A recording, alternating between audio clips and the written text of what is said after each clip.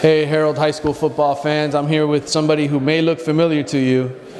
If you haven't figured it out yet, that's Randy Shannon Jr. from Reef High School, middle linebacker. And Randy, it's incredible what a spitting image you are of your dad. Yeah, I've been told by a lot of people that I haven't known or that I do know that I look just like my dad. Now, you're wearing number 22. Is that obviously in honor of your dad as well? Yeah, I picked number 22 last year for my junior in honor of my dad because I felt like I wanted to play like him how he did when he played at UM. Now, obviously, your dad's coaching for the Gators. Most people would probably assume you grew up a UM fan, but the truth is you don't root for either one of those teams. No, I do not. My team is Alabama. Why Alabama? How did Alabama get chosen? I really like playing defense, and I felt that they had the best defense in the nation, so I just started following them, and I started liking them every year. Now, you play middle linebacker. Your dad was a linebacker. Tell me a bit about that and you know, kind of your style of play. Coach Javi Valdez was telling me you're just a film junkie.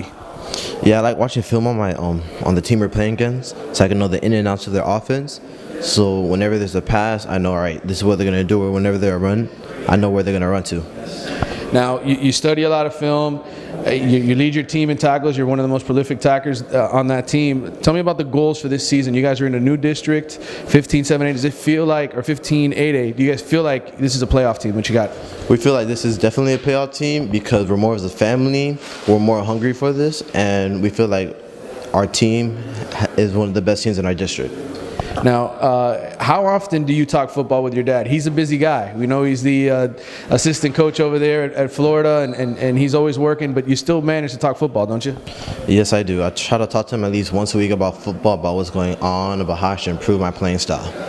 Now, you told me earlier when we were talking outside that, you know, as a kid, you saw your dad usually once a week. He'd be exhausted, but he'd still find the time to come down and talk to you. Tell me about that as a childhood, you know, having a father who was a head football coach in college. It was good and bad at the same time because whenever UM won or lost, there would be critiques about me, and they'll just talk to me about it, but I didn't know because I was young. But then it was also good because it's a dad, and, like, you have a father-son time, and then I get to go to UM games.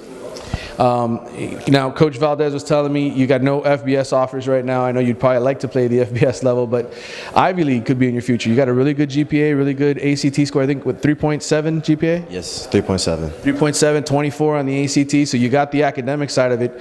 Is there an Ivy League school you'd love to play football at? I'd like to play, if I go Ivy League, I'd like to play for Harvard or Yale because they're the top Ivy League schools. Now, what would you want to do down the road? Because you go to Harvard or Yale, you're going to get a nice degree. What's in future for Randy Shannon Jr.? I would like to either be a sports commentator on ESPN or a football coach. Football coach or sports commentator? All right, well, you know, everybody's got their taste. Why football? What would be your ideal situation coaching-wise? Would you want to be here at home in Miami or anywhere in college football? Anywhere in college football that gives me the opportunity. Now, if Dad calls you and says 5 years from now, 6 years from now, hey, I got a GA position for you. Are you going to go coach with Dad, or are you going to try to go somewhere else and kind of create your own path? I want to create my own path so people don't say, oh, you got this for your dad. I want to make it because I got it. Now, you were talking earlier, you said ideally the perfect situation would be you versus Dad. You'd love to coach against them, right?